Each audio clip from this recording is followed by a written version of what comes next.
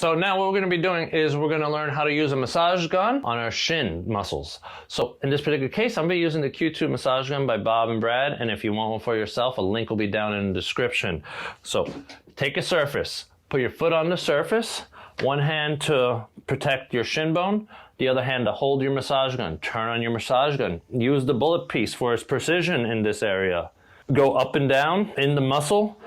Make sure you're protecting that bone, because one little slip up, you can hurt your bone, and you don't want to even partially fracture the bone. And also know to avoid your foot from this angle, because at this area, you have bones in your foot, and if you hit those bones as well, they can result in injury. This is from the compressive force of the massage gun. Then, once you've done that for 25 seconds or so, you switch into the other side.